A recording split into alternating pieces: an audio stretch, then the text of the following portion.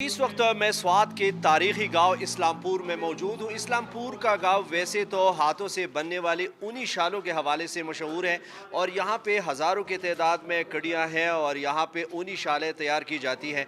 लेकिन इस गांव में एक शहरी ऐसा भी है जिसने मुख्तलिफ़ तहज़ीबों के मुख्तलिफ़ अशिया जो है वो इकट्ठी की है और एक निजी अजायब घर कायम कर दिया है। इस निजी अजायब घर में हमने देखा है कि यहाँ पे न सिर्फ खेती बाड़ी का सामान है, किचन का सामान है, मुख्तलिफ़ तहज़ीबों के जो रिवायती हथियार है वो भी यहाँ पे महफूज बनाए गए हैं और इसी तरह उस दौर की जो तहज़ीब है और सकाफ़त है उसको भी आश्कार किया गया है।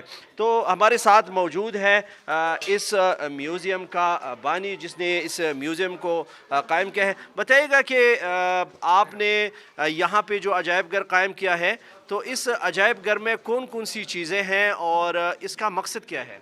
हाँ, बिस्मिल्लाहिर्रहमानिर्रहीम। आप लोगों का मैं शुक्रिया अदा करता हूँ। दूसरा जो म्यूज़ियम हमने बनाया इसका मकसद हमारा तो बहुत तवील है। ये है कि आगे जो हमारी नस्ल है आने वाली इन लोगों को पता चले इन चीज़ों का कि यहाँ पे क्या चीज़ है क्या नहीं है। तो मुख्तलिफ़ 300-350 सामान हमने इकट्ठा किए पुराने लोगों की सकाफत में। इसमें फर्नीचर है, इसमें खटकी वगैरह जो पश्तो में हम बोलते हैं ना, चमड़े से बनी हुई हाथ से। दूसरा इसमें खेती बाड़ी का सामान है। खेती बाड़ी के अलावा इसमें छड़ी वगैरह की बनाने की सारी सामान हमारे पास मौजूद है। दूसरा ये आप देख रही है, कैमरा दिखा रही है, ये वही जिहादी सामान है। यूसुफ़ज़ई कौम की जो पुरानी सामान है जिहाद में इस्तेमाल हुआ है वो हमने इकट्ठा किए। साथ जो हमारे ये पुराने लोगों के जो भी सामान है वो सारा इकट्ठा किए ताकि लोगों को पता चले और हमारी तारीख़ ज़िंदा रहे। हमारी तारीख़ का मसला है असल। ये बताएं कि बहुत मुश्किल काम होता है इतनी सारी चीज़ें इकट्ठी करना। क्या ये जितना भी ये सामान है जो अशिया है ये स्वाद ही से मिली है?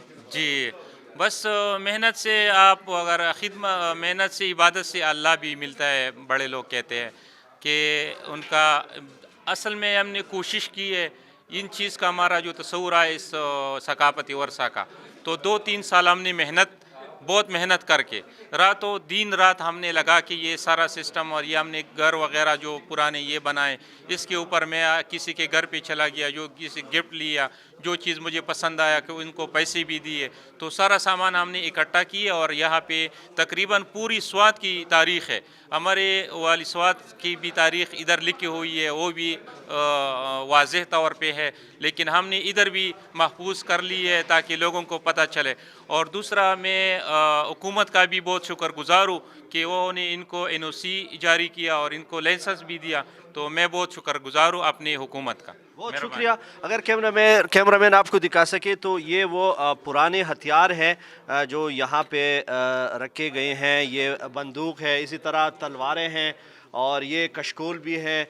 इसी तरह पुराने ज़माने के पिस्तौल हैं और ये भी वो हथियार है जो पुराने ज़माने में तीर भी हमें दिखाई दे रहा है और तलवारें भी हैं। इस साइड पे अगर हम देखें तो जो दीगर सामान है उस ज़माने का वो सामान भी यहाँ पे मौजूद है और इसको बाकायदा तौर पर महफूज बनाया गया है।